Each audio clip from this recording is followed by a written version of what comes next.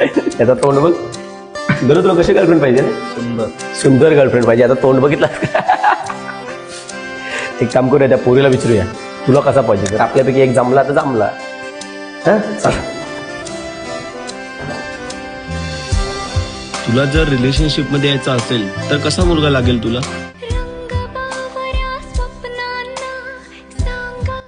मला ना असा हँडसम पाहिजे आणि प्रेमळ पाहिजे, गोरा पाहिजे, माझ्याहून सुंदर दिसणारा पाहिजे आणि माझ्यावरती ना प्रेम करणारा पाहिजे.